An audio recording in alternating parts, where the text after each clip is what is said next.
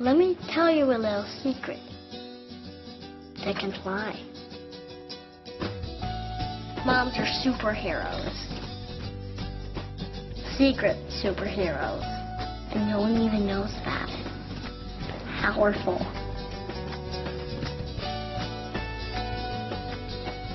Come back here, I watches you. New liquid soft gels from Nature Made. The newest way to fuel your greatness.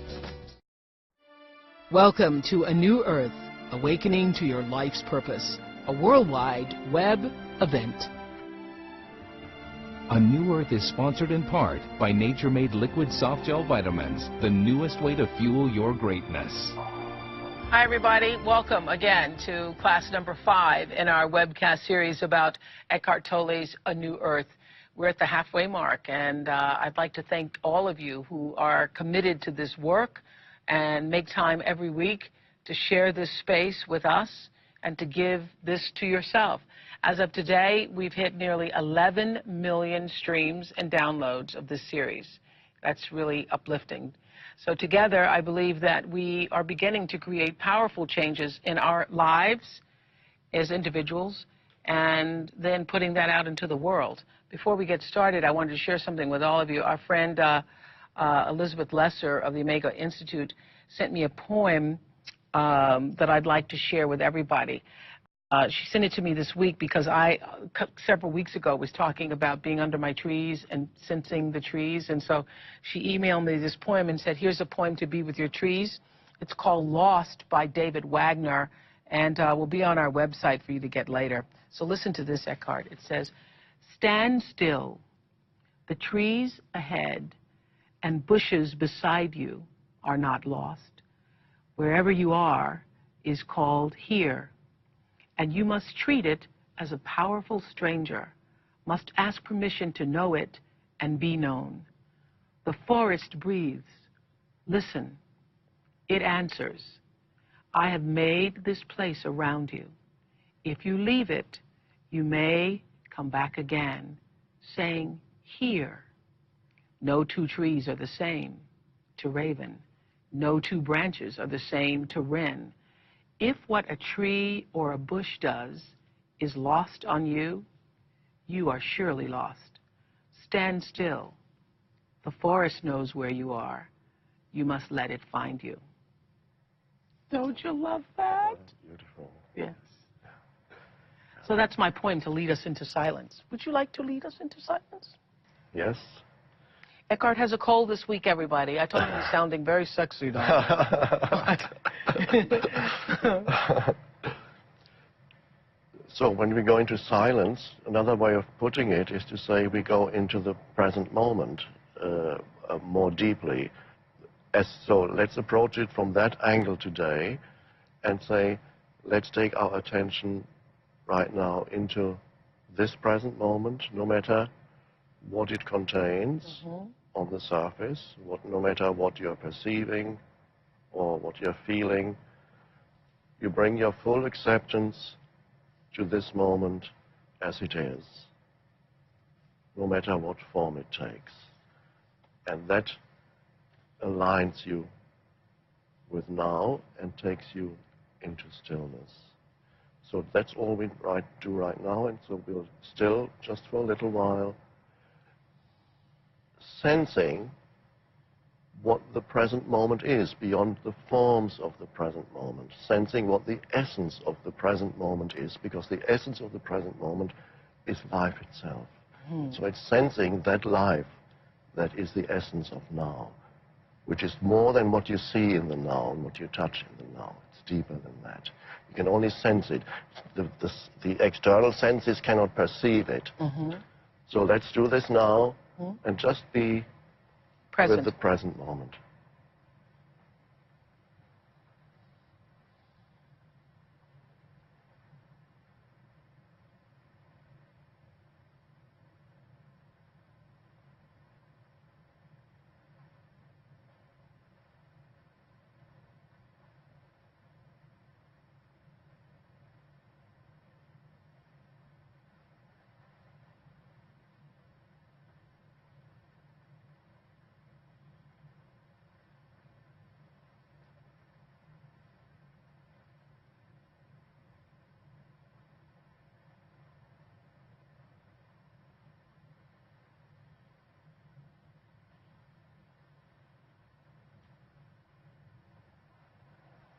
All right.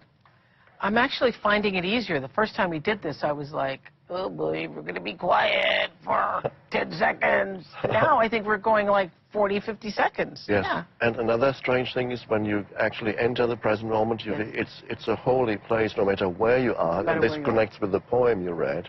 Yes. If you bring your attention to it fully, every place you are is holy. And so there's a sacredness to life that you become aware of when you take your attention into the present moment.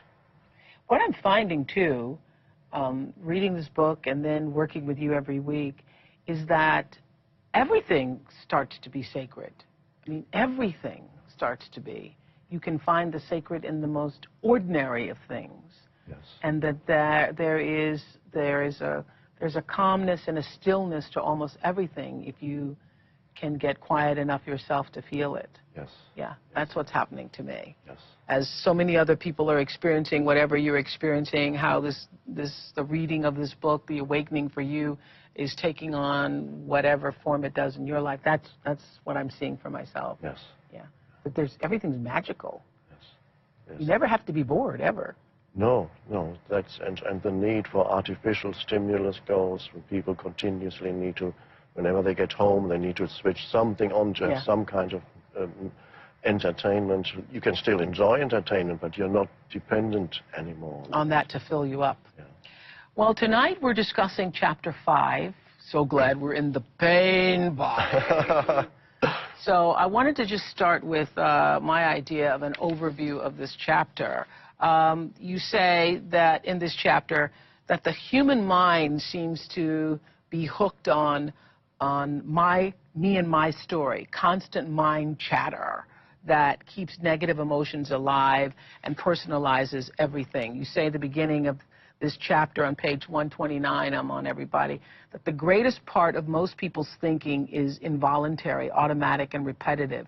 It's no more than a kind of mental static and fulfills no real purpose. Strictly speaking, you don't think, thinking happens to you. The statement, I think, implies volition, you say.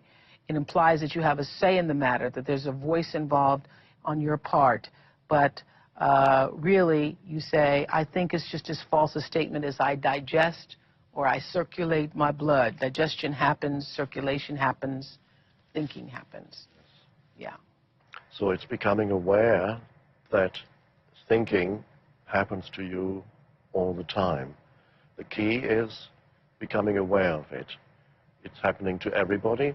Until the awareness occurs, then you are identified with that voice in the head, with its repetitive thought patterns, and that is what most people are trapped in, and it makes up their superficial personality with all the continuous repetitive judgments and likes and dislikes and prejudices and so on, whatever makes up the content of their egoic mind. So people are trapped in that and derive their sense of self from that, which is ultimately insubstantial, conditioned by the past, not who they are. Absolutely. And you say also in Chapter 5, The Pain Body, you show how this addiction to being these thoughts in our head, this addiction to these thoughts in our head, to this negativity, is at the root of humanity's problems. On page 137, you write, we are a species that has lost its way. Yes. And we are lost, I could say also, we are a species lost, we are lost in thought. We've lost ourselves in the mind. So looking for some kind of identity in the movement of thinking without ever really finding it. So most important step in any police awakening is to realize that there is a voice in the head that doesn't stop speaking. When you realize, oh, this, and then you begin to realize what kinds of things the voice is saying, repetitive judgments and so on, negative thoughts about yourself, about other people, about situations you're in, especially all these repetitive negative thoughts that many people are trapped with, you become aware of that. Yes, and then you become aware that it's really just the story that you've told yourself about yourself. Yes. And that's all it is. Yes. All right. That it has no power. Yes. Yes. And the past has no power over no you. power. The power comes in with your awareness that there is a voice. Yes. Because the awareness is not part of it, and that is part of becoming present. Yes. One of my favorite quotes of this chapter is, nothing, on page 141, nothing ever happened in the past that can prevent you from being present now. And if the past cannot prevent you from being present now, what power does it have? Yes, yes. Because many people are so attached to the past that they carry a burden, like carrying a huge sack on your back, a burden that you're identified with that, and they believe that they're unable to be present because the past prevents them from being present. But it can't do that. You can step out of the stream of thinking, take your attention into the present, and immediately the past no longer has that power over you. Because nothing ever happened in the past that can prevent you from being present. Yes. Now. Yes. You say that the core of all of this is the pain body. On page 141, we read that any negative emotion that is not fully faced and seen for what it is in the moment it arises does not completely dissolve.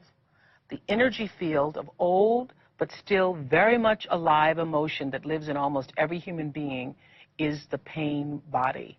And chapter 5 introduces us to the pain body.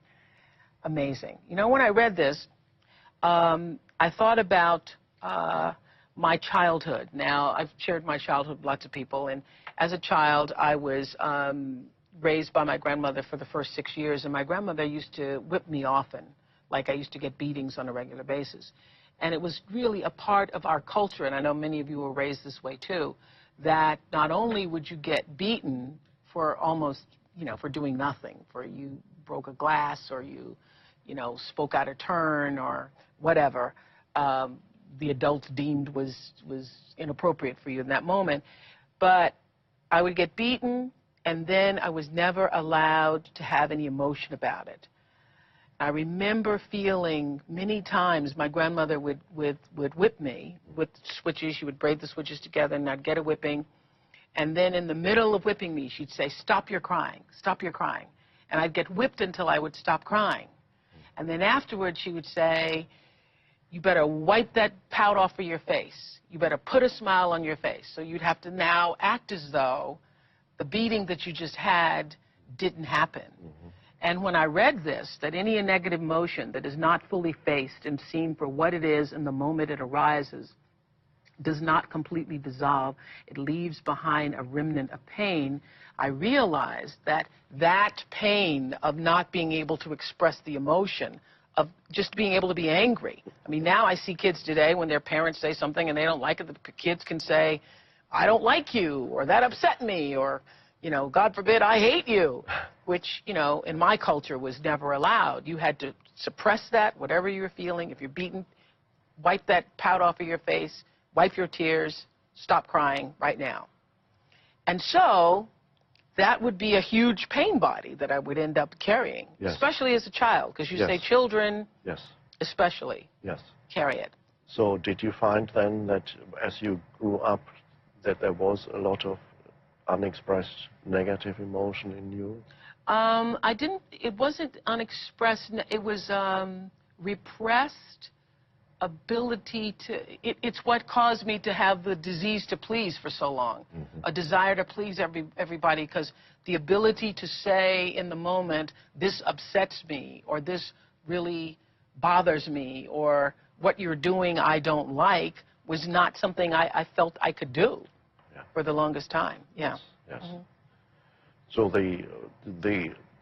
all these negative remnants of negative emotions, they accumulate in the body. Mm-hmm. I ate mine.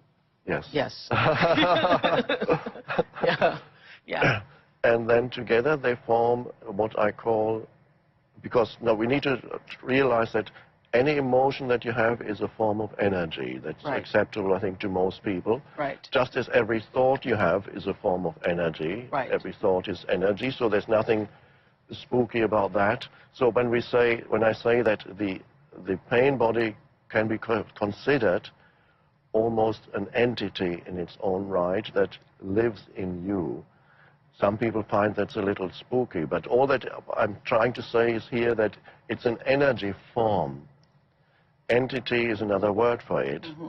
So an energy form lives in you that you may not be aware of all the time, because some of the time it is dormant, and it's only active for a certain percentage of time. So first realization is that there is something in me that seeks unhappiness, that seeks unpleasant experiences, that seeks more negativity, because it feeds on those things. Those things, negative thoughts, will feed the pain body. That is one of the favorite ways the pain body to feed, is on your own thinking. So this is very important for people to realize, to observe within themselves, that periodically, in many people, an addiction to negativity arises. And if you can recognize that as it arises, then you are no longer totally at the mercy of it. Right, because the awareness dissipates it. Yes. Yes. Yes. Yeah.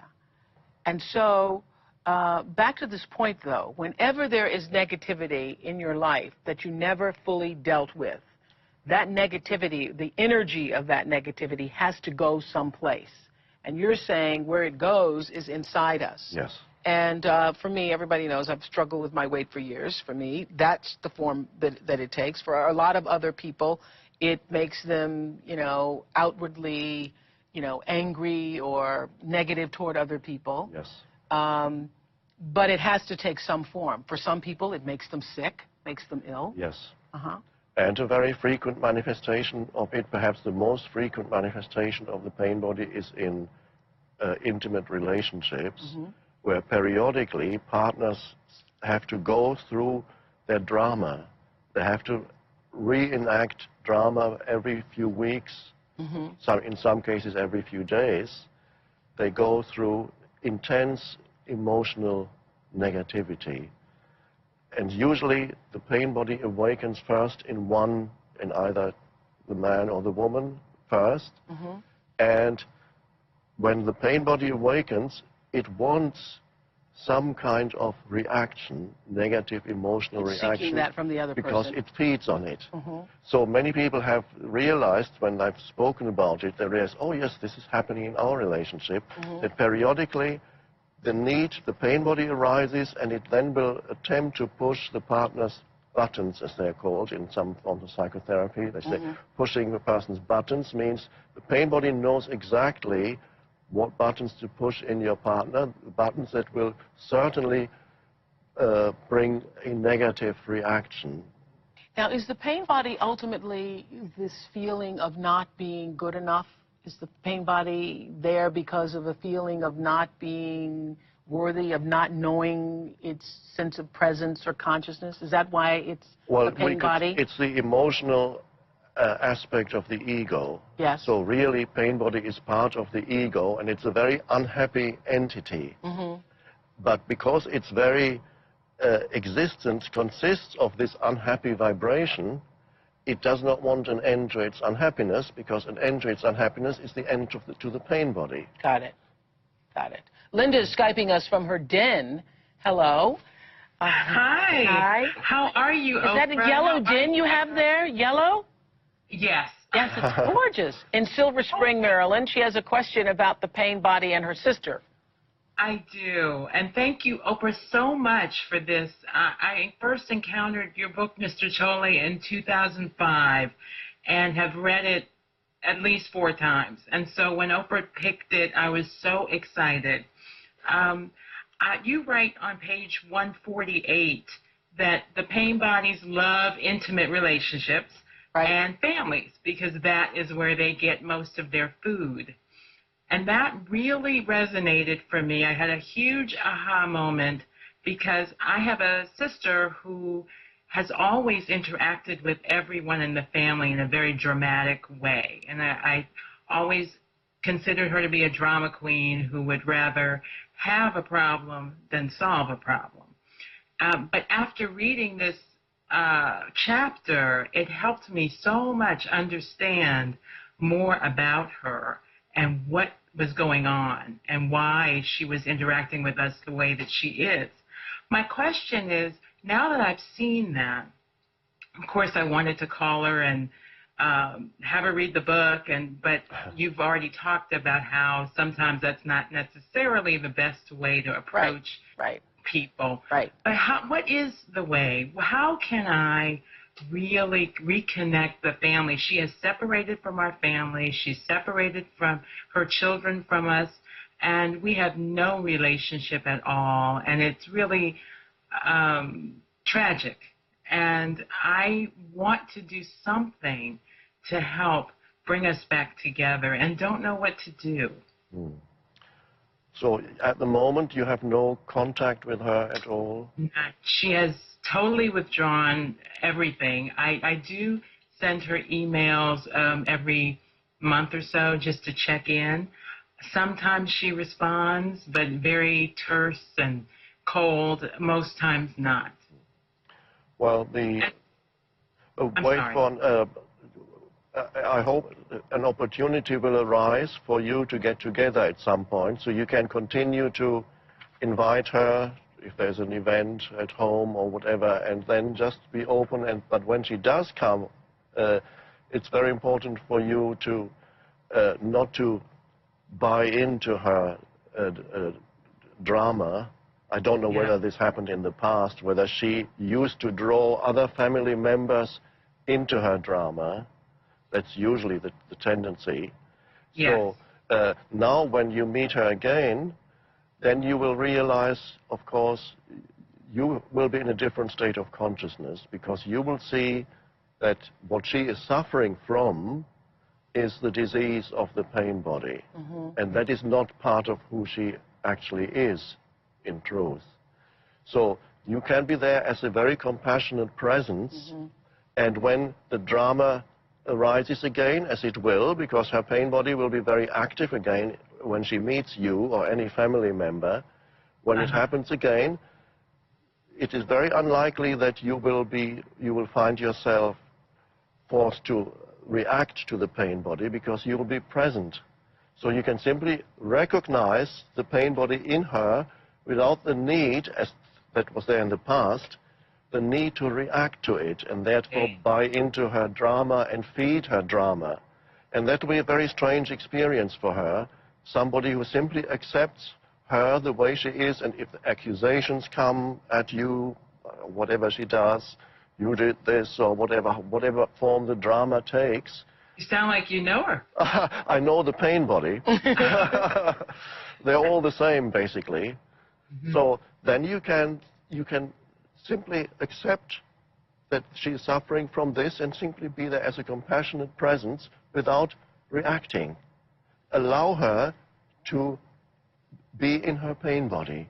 And that means the drama cannot sustain itself for very long if only one person plays the drama. It needs two. So you're not feeding her pain body anymore, and then see what happens. She may be confused. I've experienced that quite a few times when people came up to me with heavy pain bodies. It's a story that you tell in this chapter yes. about the friend who comes to your house and she has all the papers and she's complaining, Linda, Yes.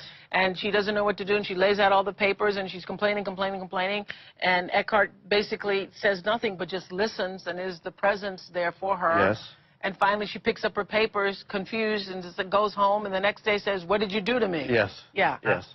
Yeah. But don't underestimate the pain body's ability to draw out to make you unconscious again, to push some kind of button, and you will find yourself reacting again, because pain bodies are very cunning, very clever, and they know exactly what will make you unconscious and what will make you react. You speak of it like it's a creature that's like an alien force inside of us. Yeah. Yes, that's how I see it. Really? Really? But you see that, Linda, that being, that this then becomes your sacred spiritual journey. This is a part of your spiritual journey, to not be drawn into the drama.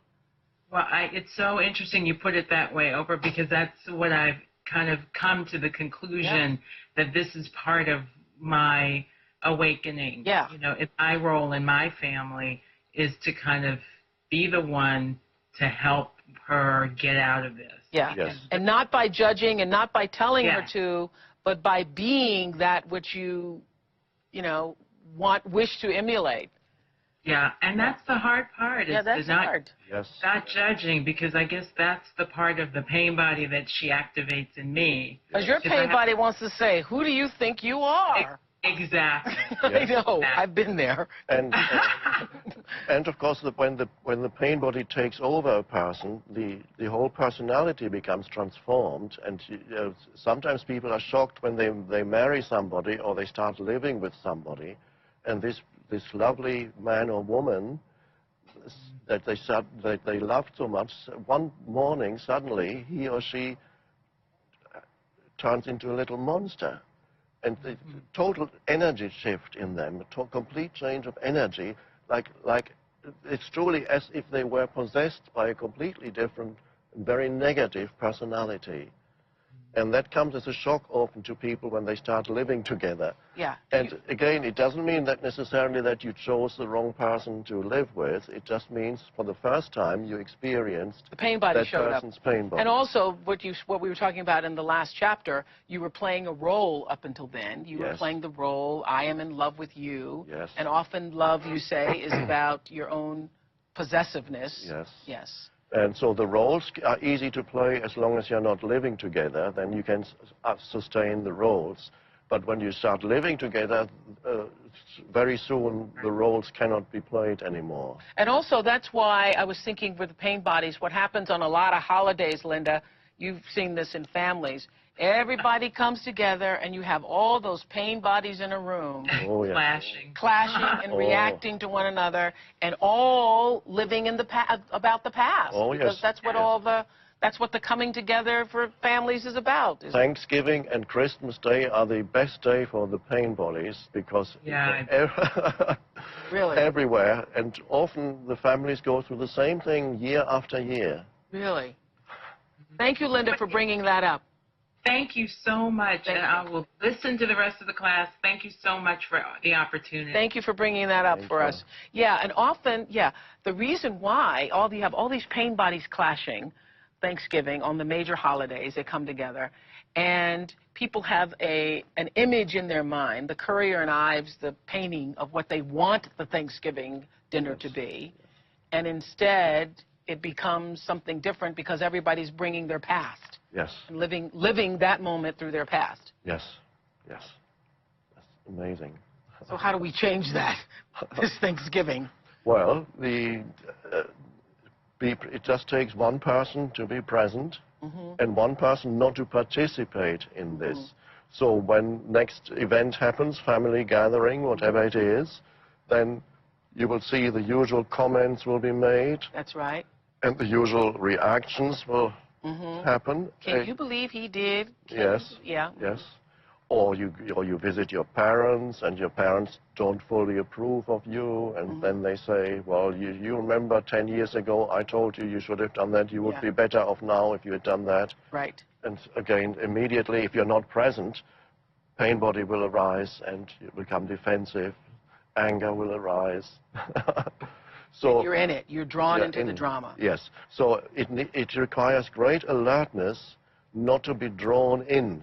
Right. So because we don't underestimate the pain body's ability to draw in, sometimes even very present people can still be drawn in. Yes. And you were saying that it happens in intimate situations, in family situations more often than not, because I would suppose is because out in the world, everybody's trying to be at least on their best behavior. Yes. A lot of people who are taking this class, are working people who see it in their jobs every day with people. Yes. Yeah. Yes. Every day. Yeah. I love on page 134 when you say, although the body is very intelligent, it cannot tell the difference between an actual situation and a thought. It reacts to every thought as if it were a reality. It doesn't know it's just a thought. To the body, a worrisome, fearful thought means I'm in danger, and it responds accordingly, even though you may be lying in a warm and comfortable bed at night. The heart beats faster, muscles contract, breathing becomes rapid.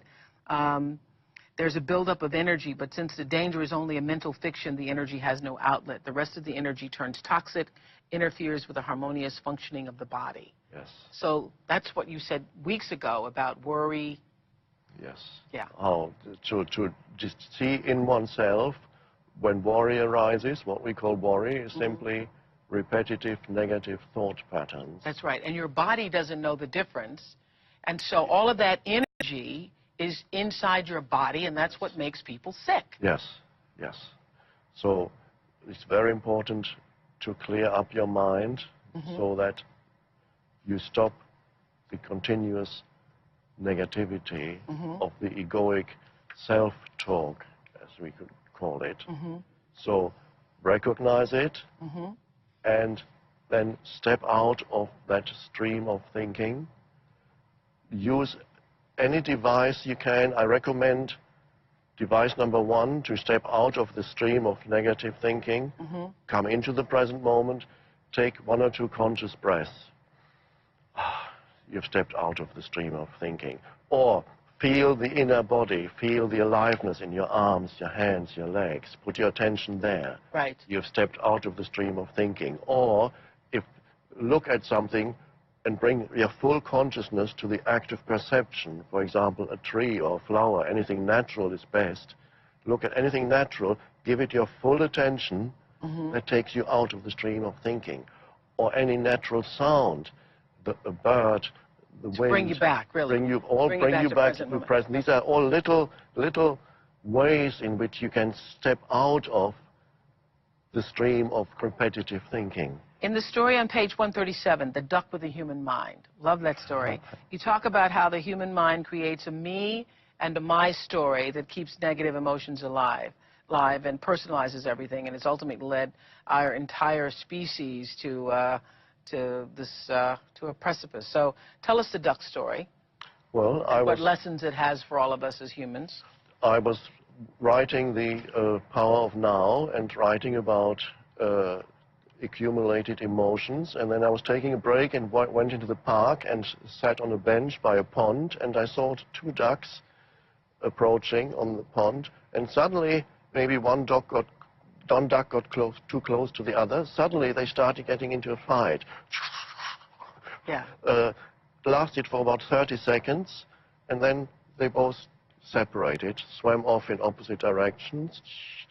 They were still agitated, both of them, and then both ducks kind of lifted themselves up on the water and vigorously flapped their wings a few times. They almost stood up on the water and went,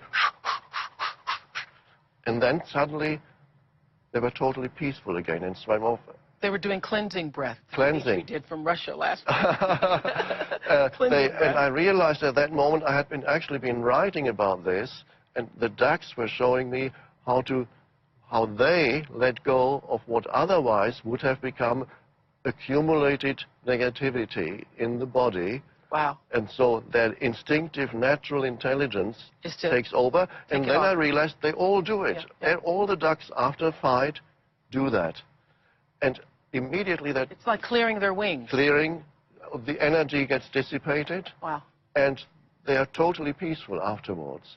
And then, of course, they don't have a human mind which repeats the story of what this duck did to me and what I'm going to do to this duck next time, or I'm never going to get close to her anymore, whatever the story is. How dare you come over to my side of the pond again. And then talk to other ducks about what that duck did to you, and all the story making, because the story making that still goes on in the human mind keeps the old emotion alive. Yes. So you relive it again. The negativity is relived.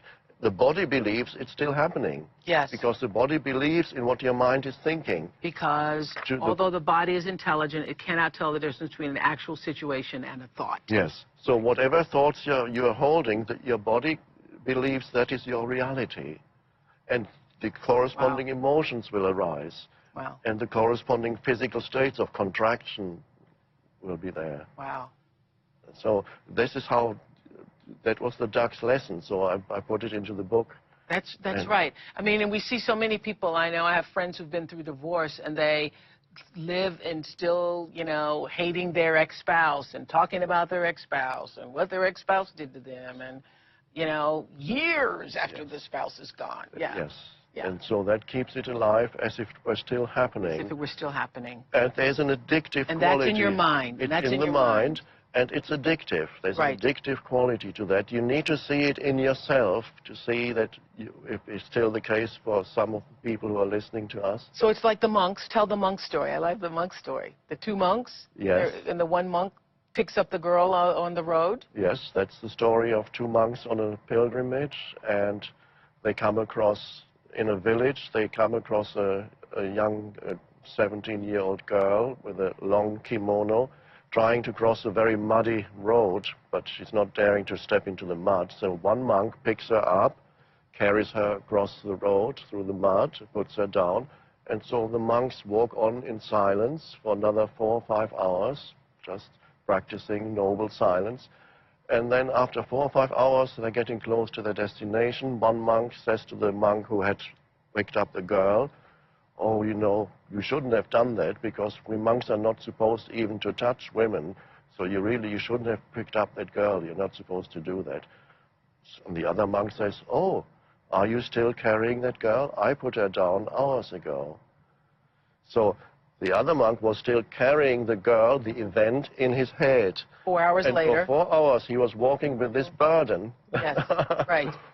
That shows the reluctance of the human mind to let go of the past. Yeah. So how many of us reading this chapter are not carrying things from 4 hours ago, but carrying things from 4 years and 40 years ago? Yes. People are still holding on to what was done to them. Yes. Yeah. Yes. It's a dreadful burden. It's like carrying a useless weight around with you. And some people carry it from all their lives. Yeah. And they even derive some identity from that. Right, right. I had to learn years ago to let go of what had happened to me as a child, because what I realized, you know, my grandmother, the people who took care of me, did the best they knew how to do at the time. Yes. And if they had known better, they would have done better. Yes. And that is always the case. Whatever humans have done to you, it's always they didn't know any better, because they could only act according to their level of consciousness. Nobody can act beyond their level of consciousness. So you cannot expect your parents, if you believe they did something that was wrong, you cannot expect your parents to have acted beyond their level of consciousness. Because that's all they knew. Yes. Jesus on the cross said it all when he says, "Forgive them, for they know not what they do," which means they are unconscious. So when you realize that, you naturally forgive. That's what Jesus meant. Yes. If he had lived now, he probably would have said they are unconscious. They don't know. Okay. Well, Roz is on the phone from Sydney, Australia, and has a question about the pain body and grief. Hello, Roz. Hi, Oprah. Hi, Eckhardt. Can I start by saying thank you both so much for helping to make my life feel lighter and less stressful? It's amazing.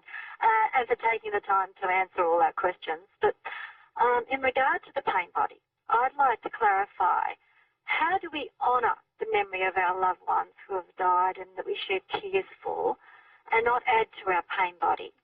I'm trying to work out, are we adding to our pain body, or is this the type of sorrow from the state of being? You mean when the ability to grieve or not? Yeah. Well, the best way I can describe it is I lost my dad 6 years ago, and most of the time I think of him and I have a smile on my face. But sometimes the tears flow for what I think is no apparent reason. Intellectually, I know crying won't bring him back and I can't change the past, but the tears just come. So am I adding to my pain body by doing that? I feel I'm honouring my father's memory, but I'm sad at the time. So is that a negative emotion, or is that something deeper down inside that is a natural thing and it's a part of my being? There's a natural mourning, of course, that happens when a loved one passes away. With some people, that also can turn into pain body. And for example, that would be the case if there's an excessive or exaggerated amount of sadness or depression. Some people, after a loved one dies, go through years of debilitating depression, or they develop even extreme anger. This is also quite frequent, that people develop anger when a loved one dies. And those are instances when the pain body becomes activated through the death of a loved one. But that does not seem to be the case with you. So to allow mourning to happen, when it happens, it can actually be a beautiful thing. Your mind, observe what your mind is doing and what kind of thoughts your mind is generating when you go through these periods of sadness or crying. Maybe your mind is not saying much at all. Maybe there's just emotion, and that can be quite beautiful. Simply to allow this emotion of sadness, which is natural after all when somebody has passed away or when you remember a loved one, allow this emotion of sadness to be there, and then you may actually find that underneath the sadness there's still some peace. When you allow the emotion of mourning to be there, then you realize that underneath the seemingly negative emotion there's still a deeper peace. I found that when my parents passed away a year and a half ago, both of them within a few months, the sadness came, some tears came periodically, and yet through the acceptance of the emotion, there was an underlying peace that was deeper even than the sadness. And that comes with the acceptance of the emotion. And that's important for you. So I don't believe that in your case this is the pain body, but I would suggest that you observe, or perhaps you can tell me now, what kind of thoughts your mind produces when you go through these periods of sadness or weeping. What does your mind say? Well, usually at the end I end up smiling again. It's just that I wonder whether the tears were a negative thing or... No, I don't suppose tears are a negative thing, but there are just times when I suppose it's that sense of loss that comes with it, which I know is in a way is adding pain to your life, but it's something you just... No, I don't know, how do you explain the void you feel inside when you lose someone? Admittedly, I'm not getting depressed about it, thank God. Yes. But I just wondered whether... you know, logically I was adding pain to my life, or whether it just is something that if you can stay detached and observe, you realise it's just part of who you are. I think it is a part of who we are, and, you know, I recently just lost a loved one who happened to be a four-legged animal, my beloved little Sophie I lost. Sophie died? Yeah. Oh, I'm sorry to hear that. Yes, and, you know, unless you have an animal who's a member of your family, a lot of people don't understand, but she was a member of she was as close to me as anybody has ever been in my life. And I will have to say that I miss her little body, and I miss as I know you do with your loved one, I miss the physicality of her, because she slept with me every single night, came to work with me every single day, has been at every event for the past 13 years. So I miss her physical body, but I actually feel closer to her, to the spirit of her, to the soul of her. I feel that the density of the body has allowed the spirit of her to be with me in a way that I never could really fully appreciate or absorb. So I actually feel closer to her. I feel the love that she was in a way that I didn't even feel when she was alive. Did you sense that with your parents too? So that's the peace you're talking about. And actually she died on the second night that we were doing this, on March the 10th. And I went home in the middle of the day. She died early in the morning. I cried, you know, all afternoon. I came here and allowed myself to accept it, to go to that place where, all right, she's gone. She's gone. I'm not going to say, oh, why is she gone? Oh, it's all right, she's gone. And that's the acceptance. And a peace comes with that.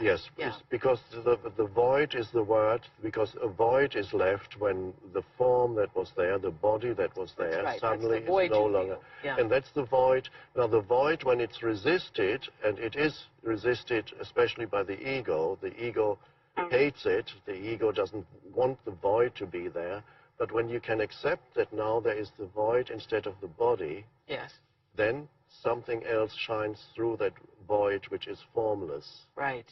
So where the form once was, the formless can now shine through. Absolutely. And that's the beauty, then that's the grace that is hiding behind death, or whatever, death of whatever kind. Mm-hmm. So there's always that, you have to look for that. I see that. I see that. Do you see that, Roz? Yeah, that's inspirational. What That you just natural said. morning makes me Yeah. feel better now. And what happens is, Roz, if we spend our time, I always say when somebody you love dies, you now have an angel you know. You can call the angel formless or consciousness or being or whatever. But what happens is so many people are just caught up in the grief of it and the loss of it and resisting and wanting it to be the way it was. Yes. Trying to hold on to the way it was instead of accepting what is, and they don't allow the grace of the formless to come through. That's right. Then the grace cannot come through. That's right. I got that. Yeah. I hope you got that too, Roz.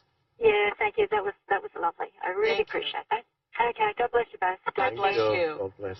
I love when you say that sometimes understanding the science, for me, sometimes understanding the science behind these concepts, as you're talking about, makes it easier. And you say on page 146, all things are vibrating energy fields in ceaseless motion.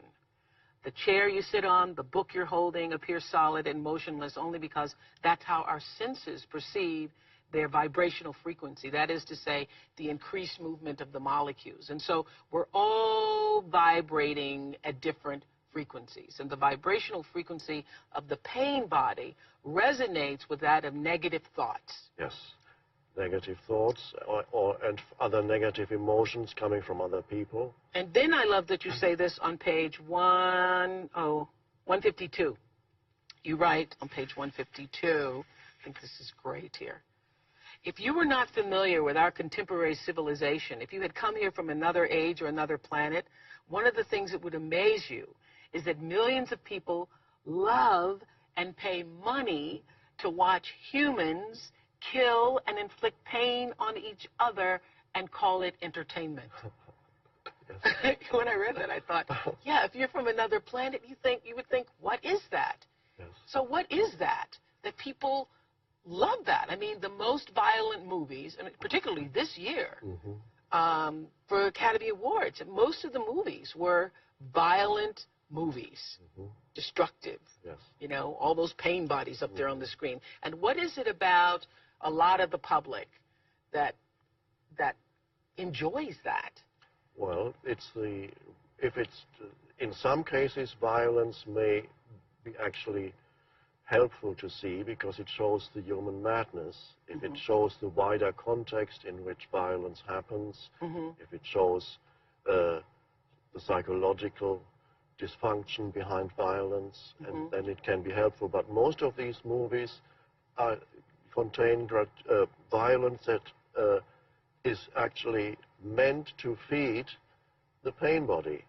And it is the pain body in the viewers who enjoy those films that enjoys the violence. So it's not actually the people themselves who pay money to see these movies.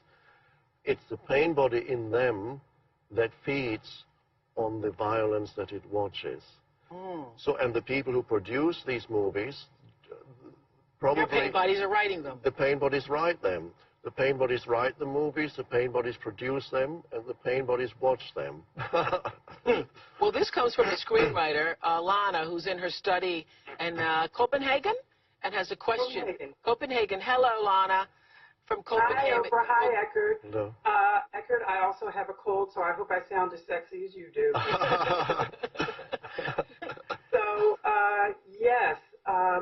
I like your flowers on the wall. May I say, I like your art. Is that did you take those pictures yourself?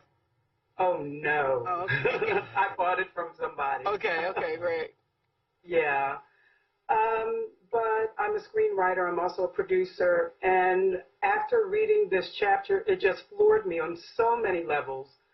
I write pieces that involve scenes that may have violence, it may have a death, it may have rape, but I try not to be gratuitous. But after reading this chapter, I wasn't quite sure how to be sure. And one particular experience that I had really kind of put me in a tailspin about how to create content, how to create media projects going forward after reading this book. I had a few friends over for dinner, Danish friends of mine, and I've learned so much from the Danish people. They're wonderful, wonderful people. And at the time, there was in the news, the beginning of this year, a lot of what they call second-generation kids were burning cars here in Denmark. And a friend of mine made the comment to me, well, I don't understand how people can burn their own neighborhoods. And that hit me like a ton of bricks.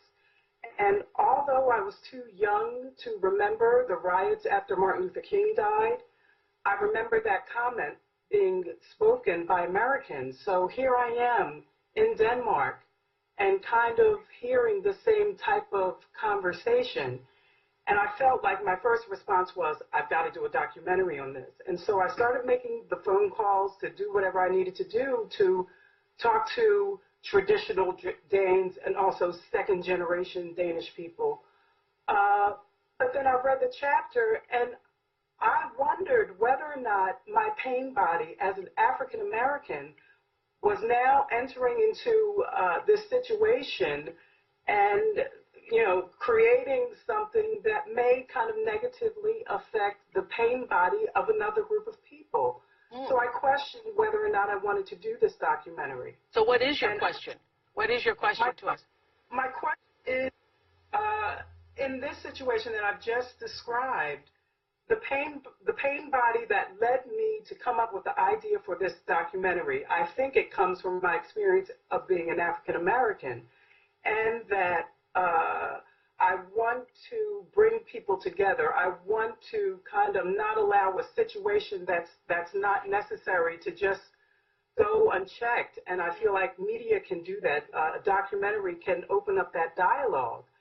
But I'm wondering if my pain body, since it created this idea for a documentary, is this something that will help both sides, or am I just speaking to pain bodies, to other pain bodies?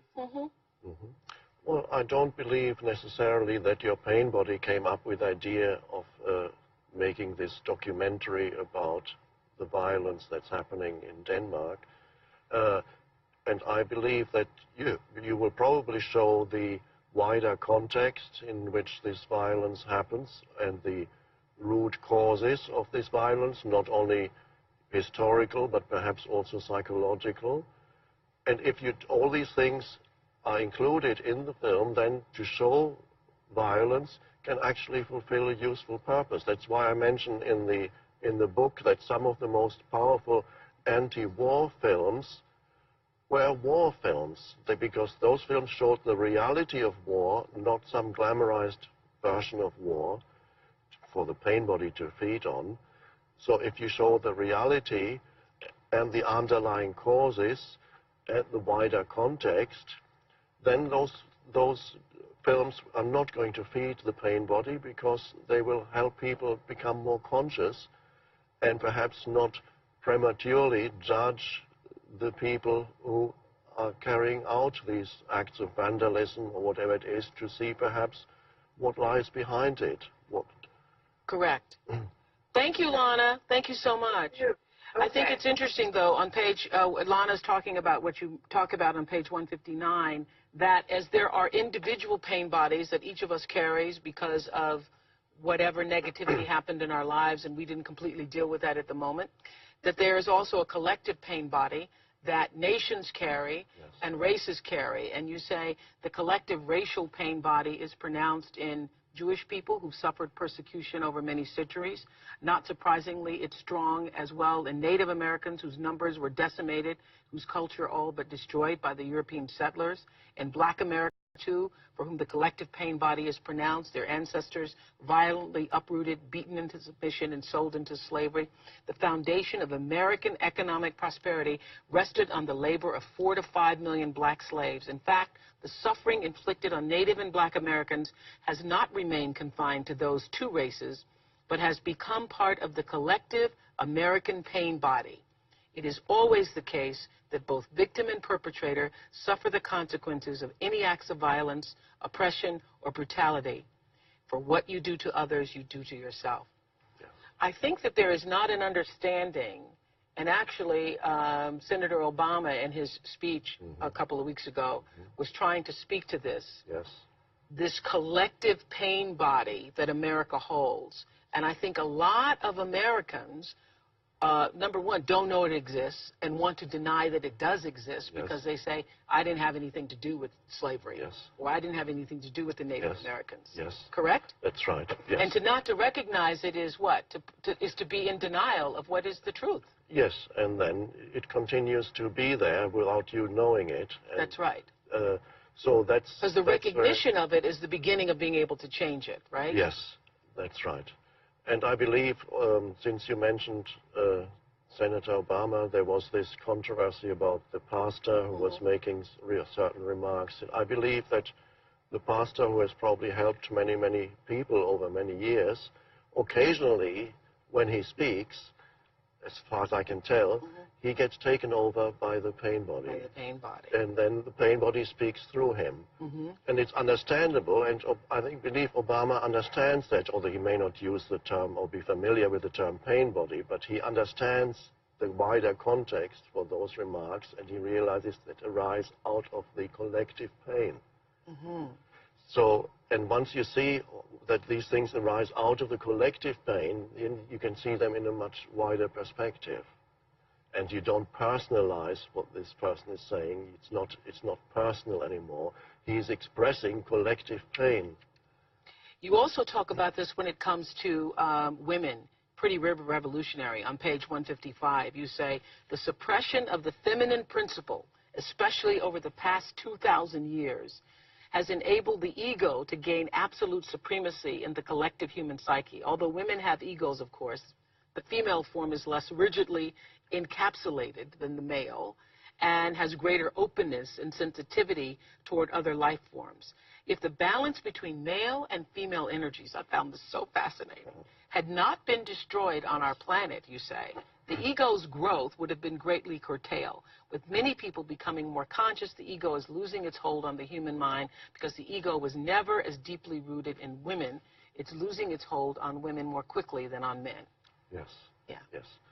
Because, you know what, reading this, as a female, living in the world today, able to make choices and be my own person and express myself, I had forgotten about the years and years of torture and suppression and,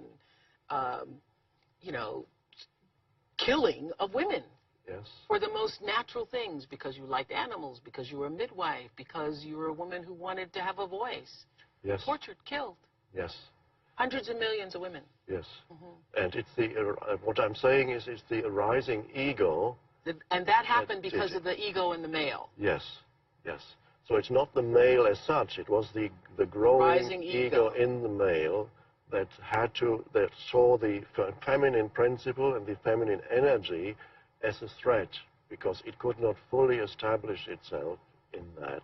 You believe we would have had a new Earth a lot sooner if there had been not the suppression of the female? Yes, probably, yes. But the shift is happening now, and the interesting thing is that there are more women changing, going through the shift in consciousness than men.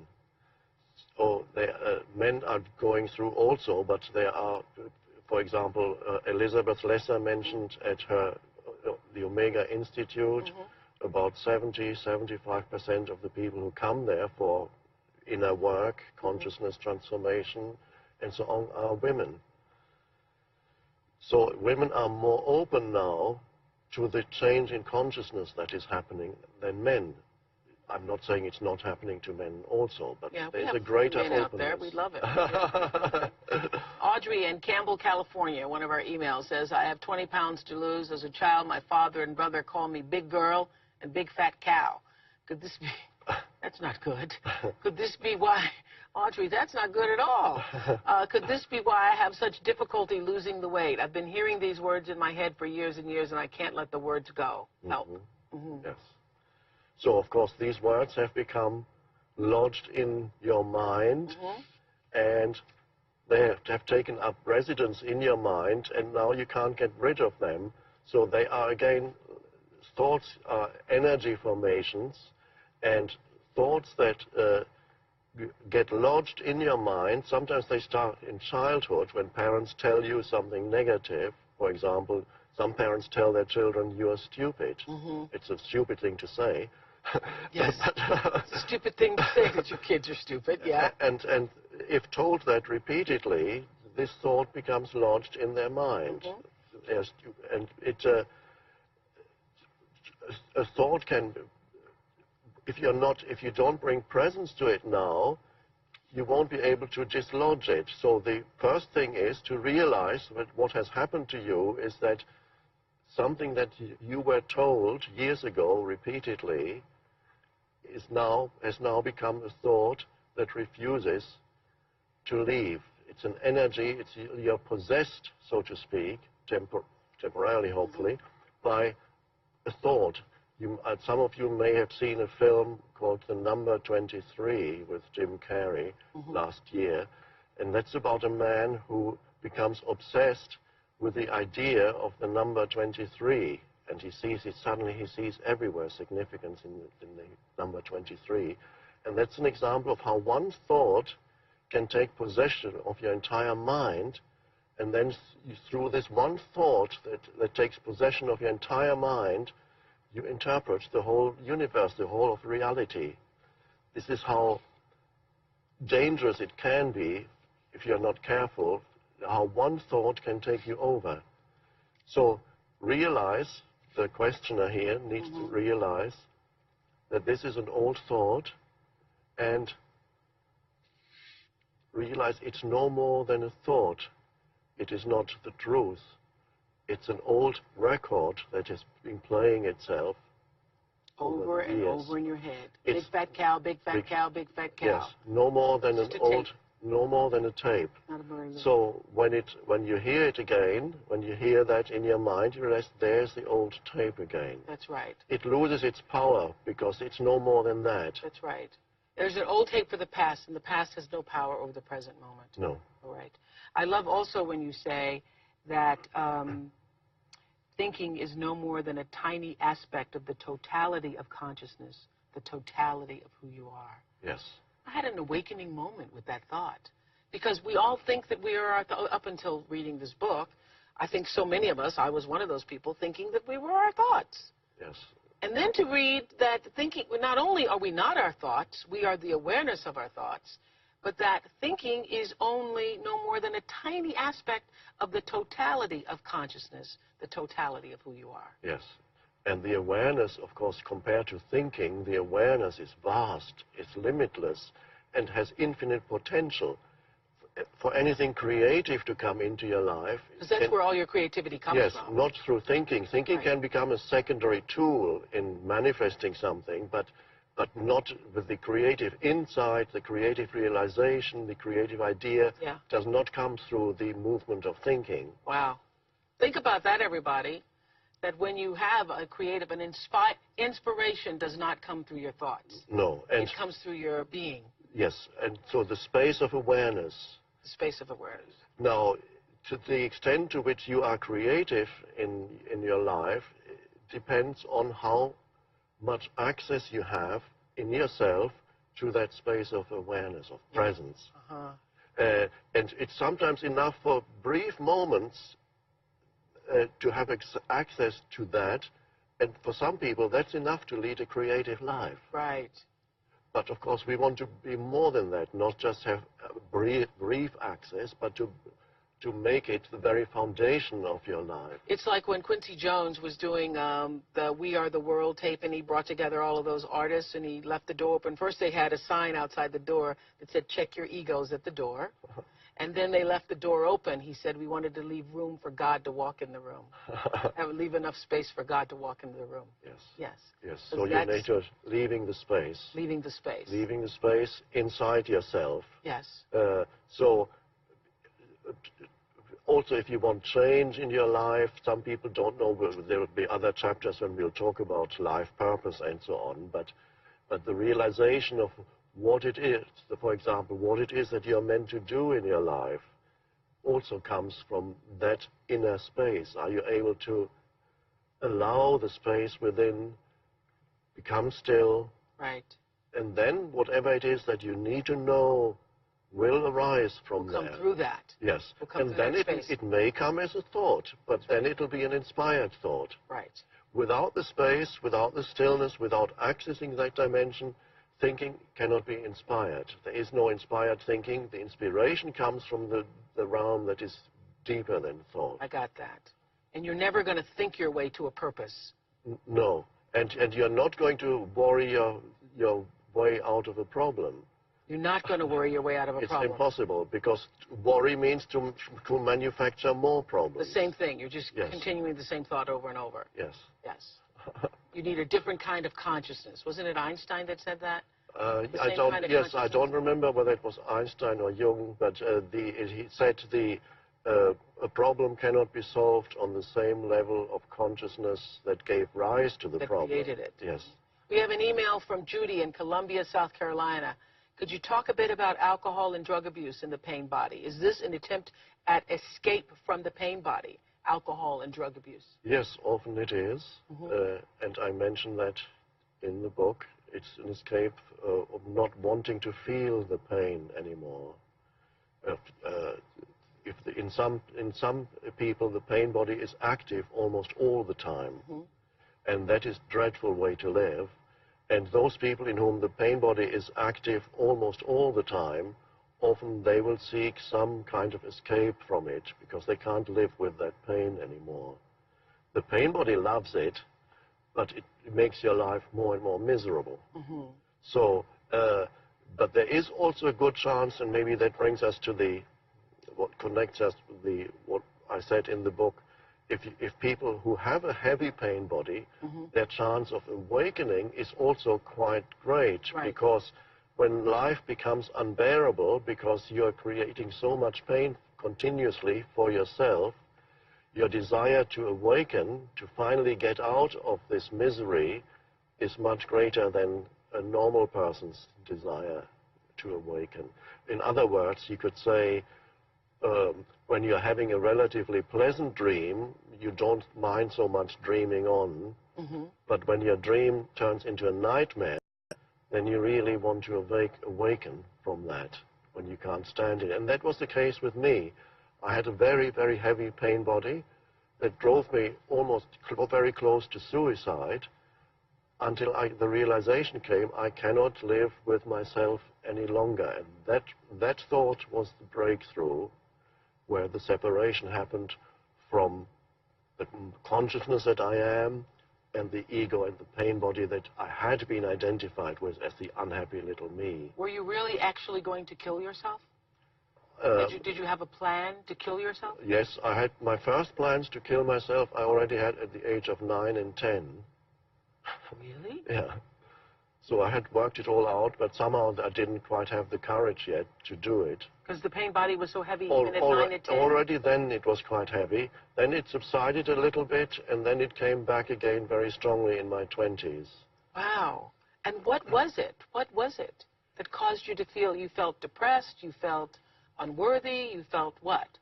It was partly living in almost continuous conflict in the home environment between my parents, who were always fighting. There was very little peace at home.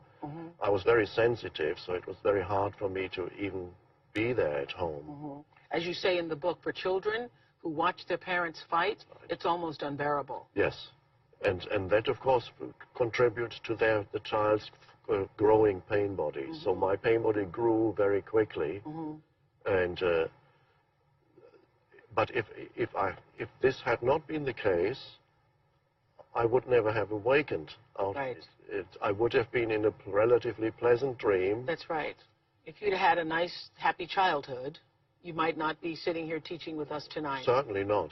No, no. So retrospectively, one is grateful for one's suffering, because eventually suffering will wake you up.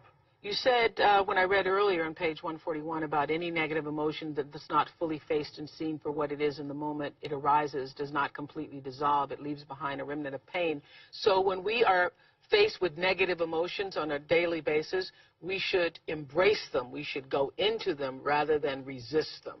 Yes, accept whatever emotion. Accept it. Accept, because it's part of accepting the present moment. Because if a certain negative emotion is part of what's happening in the present moment, what can you do? It's already happening. So take it. Take it, make sure, oh, there it is. I can feel that anger. I can feel the sadness. I can feel it. That be the space for it. So accept that it is there. The acceptance of the present moment, no matter what form it takes, externally or internally, whatever form it takes. Externally, it means whatever situation arises right now, it always is as it is at this moment. You might as well say yes to it. Internally, it means whatever emotion arises at this moment, it is as it is. You might as well say yes to it. Well, I know next week we're going to be talking about breaking free of the pain body, but just for now, if every time you can see it show itself and recognize it for what it is, there it is, there's my pain body again, there's his again, that the awareness of it begins to dissolve it, correct? Yes, yes. Okay. Let's go to our new Earth Study group watching our webcast. Hey, everybody at Borders on Michigan, how are you enjoying the class tonight? Interesting. All the pain bodies have gathered together at Borders. I hear Courtney has a question. Yes, I have a question. Hi. I think a lot. So what I'm curious to know is, when I'm not in a relationship, I obsess that I'm going to be alone. And when I'm in a relationship, I obsess about my career or money or anything. And I think a lot of people my age obsess about this, money, career, finding a relationship. But what you say in the book, Eckhardt, makes sense. But what I guess I'm having trouble with is taking that and actually putting it, changing my life in, kind of daily, I guess. I love the makes sense, but. What you say makes sense, but. Yeah. It does make sense, but then I just don't know. I guess I'm having trouble putting that into my daily life. Yeah, how do I not obsess or think about these things all the time and try and stay in the present? Well, when you say obsess, of course, you're talking about certain thoughts that go through your head. Over and over and over. Over and over. So are you able sometimes to, while these thoughts go through your head, to recognize the futility of these thoughts? Are you sometimes able to be there as the presence in the background, or see, for example, just after they happened, let's see, for example, realize for the past 20 minutes I've been obsessing about this or that, I'm having had thoughts about a certain situation that's not here now, and that's part, of course, of the structure of the egoic mind. It loves to do that. Are you sometimes already there as the presence, or not, or are you always totally identified with the... No, sometimes I am. And in the hindsight, I can go back and realize what I've done. But it's in the moment when I'm doing this, and my mind just won't stop. It just keeps going and going, and I keep thinking about things, that it's hard to stop, I think, and kind of realize what I will realize eventually. Yes. Now, something applies that we talked about the other week when we are talking about worry. Worry is another type of that kind of thinking, what you call obsessing. These thoughts, the way I put it 2 weeks ago was these thoughts pretend to be important and necessary. These thoughts want to draw in all your conscious attention, and it's almost as if every thought were saying, give me your attention, this is very important, you must think about this, think. Right. So these, The thoughts have the ability, they have a certain momentum behind them. This is the momentum of the mind. And so it's not easy to become free of that. But the first freedom is in realizing their futility in the moment they happen, and to realize that they fulfill no useful purpose except to make your life miserable. Yeah, because what has the obsessing gotten you? So what does it do for you? Nothing. Worry, more worry. Yeah. And it's just kind of an idea of how to be, how to just be. And also takes energy away from your being. It takes energy away from your being able to be fully present with whatever it is you're doing. Yes. You can see that, right? You see that. Oh, yeah. Okay. Yeah, it's just at the time sometimes it's not so. Yeah. So rather than trying to get rid of those thoughts, because what you resist persists. Right. So if you try to get rid of those thoughts, that will be hard. But if you see they are futile and they are meaningless and they are no more than part of the structure of the conditioned egoic mind, because if you change your situation, you will obsess about something else. You've experienced that already. Mm-hmm. So if you're in a relationship, you then have some other thing to obsess about. If there's no relationship, you can obsess about the lack of relationship. Or if you're making money, you can obsess about perhaps losing it. Perhaps the financial market will collapse. Right. Or if you have no money, then you obsess about how to make money. So see the futility of all this movement of thought in the moment it happens, and realize it actually takes away your power. It's like a little parasite. Egoic thought patterns are almost like a parasitic entity that lives in you that sucks up all your conscious attention. You got that right, Courtney? Oh, yeah. It makes sense now. It's just when I'm going through it, I can't stop. Well, the thing to do is all of this doesn't awakening doesn't happen all at once. No. The whole process is you have to catch yourself doing it more and more often. You start slowly, and more often you catch yourself, and pretty soon or later you'll find. Yes. Yeah. Or another thing that might be helpful is when the mind is not overly active, just normal moments, occasionally choose to take your attention away from thinking, we mentioned it earlier, and bring your attention to the present moment. Either use the device of feeling the inner body, conscious breath, sense perceptions, conscious alert sense perceptions. So choosing to be present rather than to be thinking. And what that does is you begin to train yourself. You begin to train yourself to be present with yourself. That's it's about right. Present moment training. And you grow, and then presence grows in you. Yes, it does.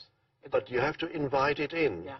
Yeah. Invite it in when the mind is not totally mad. Right. And then when the mind does become, then these periods come when it gets totally mad, then it's more likely that there will still be a presence there in the background. Still can take a breath. Yes. Yeah, I'm getting better at it. I've actually gotten better in the past 5 weeks. And you will too, Courtney. Thank you. Thank you. Thanks, everybody at Borders. Thank you all.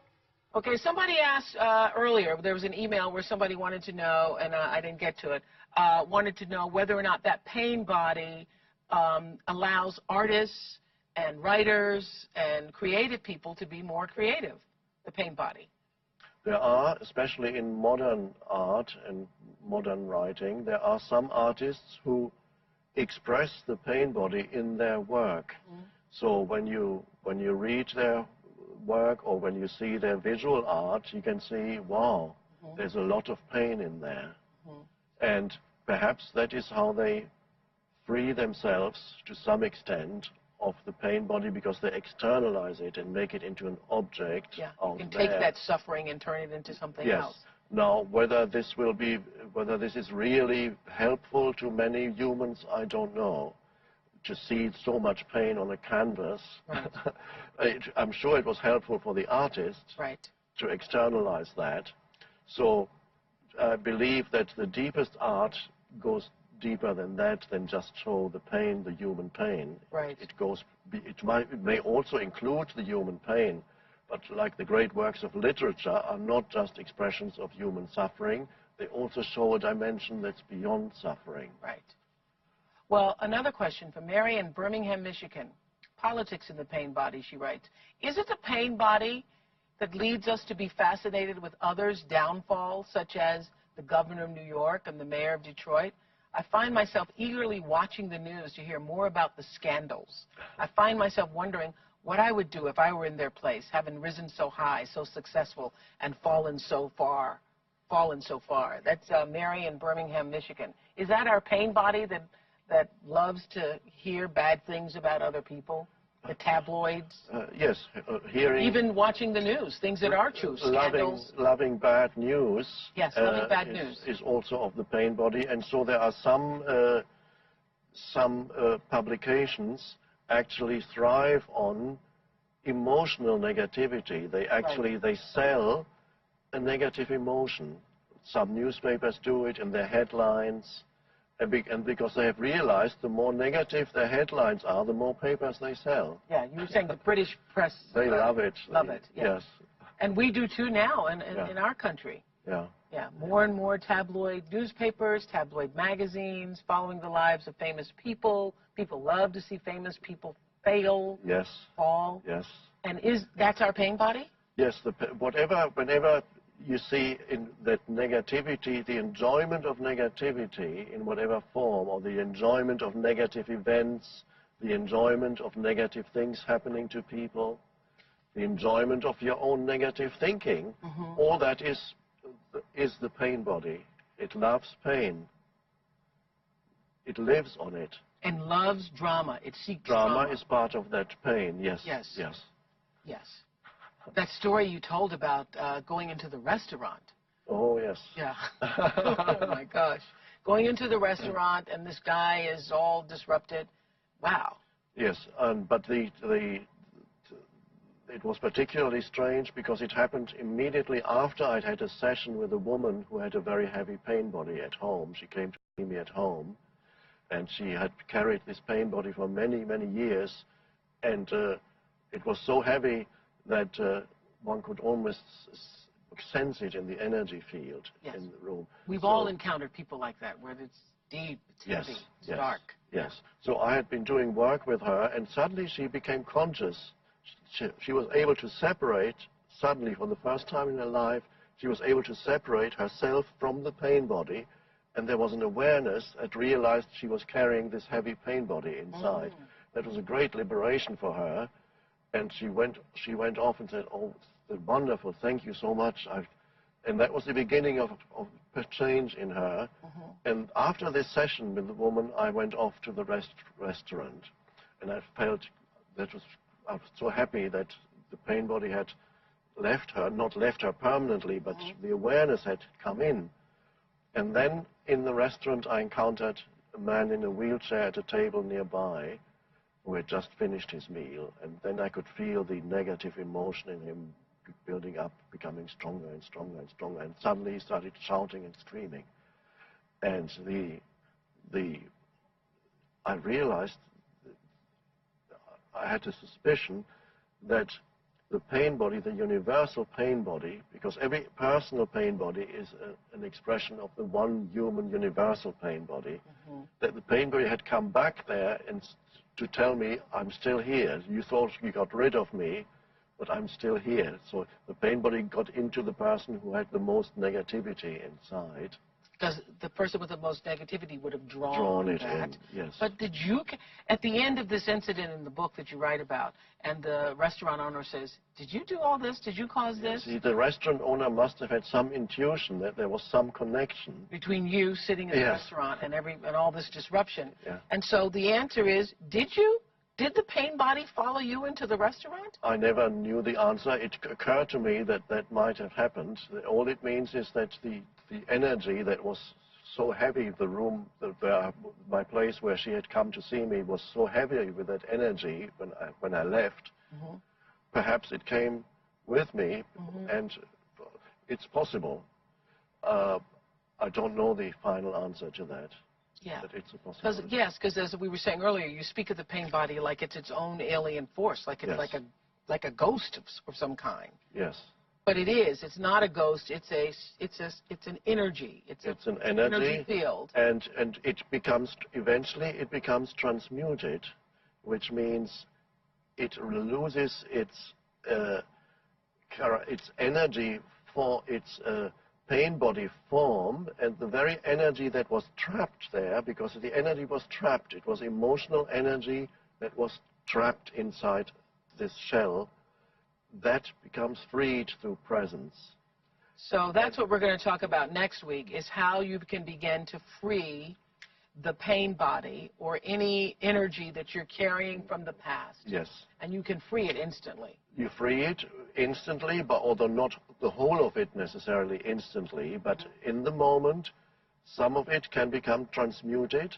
And the example I give is it's like putting a log into the fire. The fire is the fire of consciousness or presence. Mm-hmm. And so the pain body can actually become transmuted and becomes presence.